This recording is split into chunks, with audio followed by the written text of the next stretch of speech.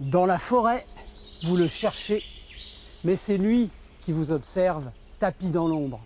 Aujourd'hui, France 3 Alpes vous emmène sur les traces du plus gros félin de Chartreuse.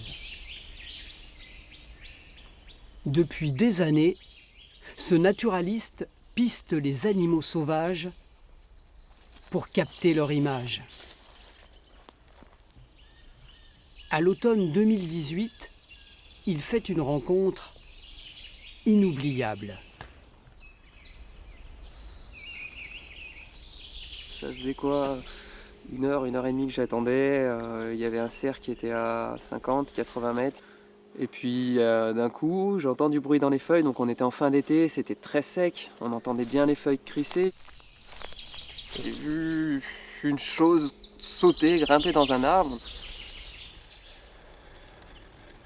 Donc sur le coup, j'ai pas du tout compris et su ce que c'était. Et c'est quand il s'est sorti des branches que j'ai vu ce bout de queue noire qui dépassait.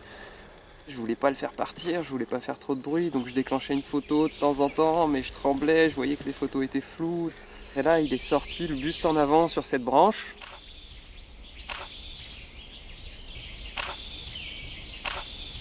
Rencontrer le lynx, un privilège. Fin 19e, il a complètement disparu des Alpes. Entre Isère et Savoie, des spécialistes de la faune sont sur ses traces. Depuis 2017, pour prouver son retour, il pose des caméras automatiques dans les forêts de Chartreuse. Sanglier, chamois, toc, sanglier, toujours. Ah, et voilà, on est bon.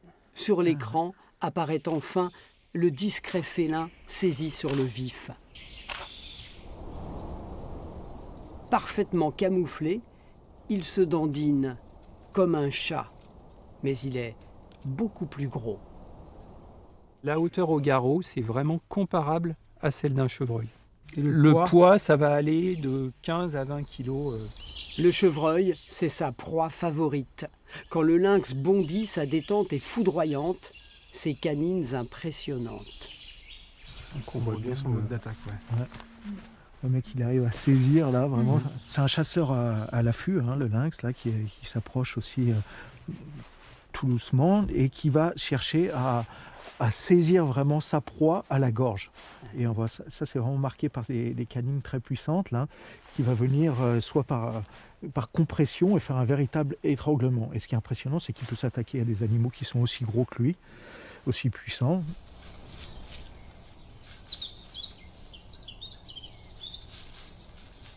Et on voit que ça a été jauni, en fait ça a été comme brûlé par l'urine. Et ça c'est typique d'un site de marquage. Un lynx mâle vit seul sur environ 200 km². Alors pour marquer ce territoire immense, il urine sur les rochers. Ça lui permet de marquer sa présence, justement, de dire ici c'est chez moi. Les femelles aussi marquent aussi bien que les mâles. Pendant la période du rut, elles vont aussi donner des informations en disant là je vais être prête, je vais être réceptive, on va pouvoir bientôt s'accoupler. Et donc le mâle va aussi circuler sur l'ensemble de son territoire pour essayer d'avoir des informations et être là dans le bon timing aussi avec cette femelle, quoi.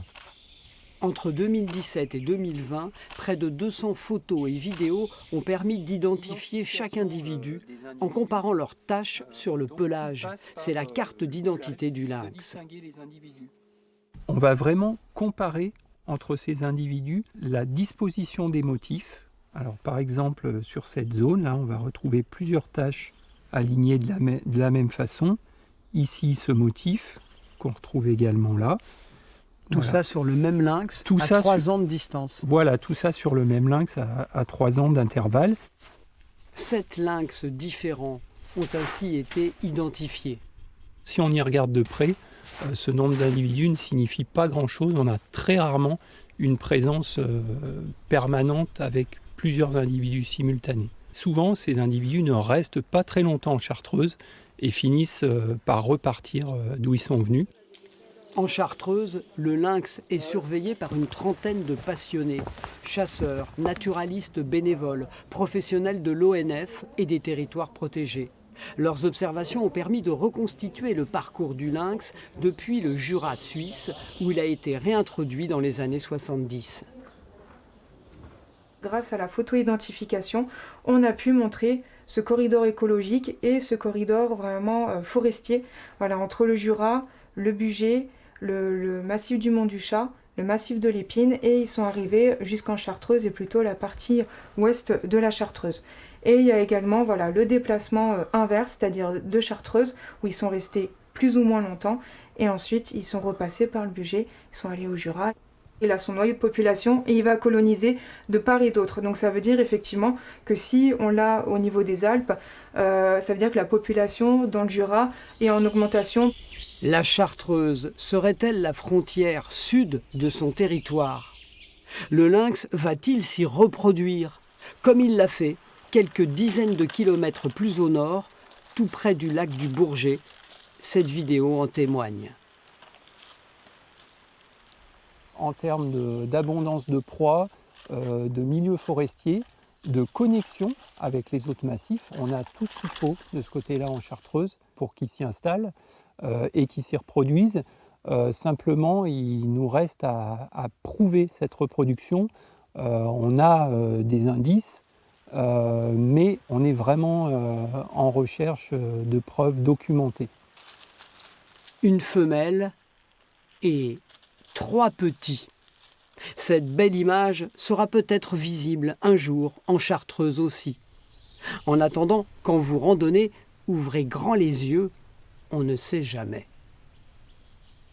Moins de 200 lynx en France, l'animal est rare et protégé. Si vous avez la chance de le croiser quelque part dans les forêts de Chartreuse, n'hésitez pas à contacter le parc naturel régional. Et maintenant, le journal de France 3 Alpes.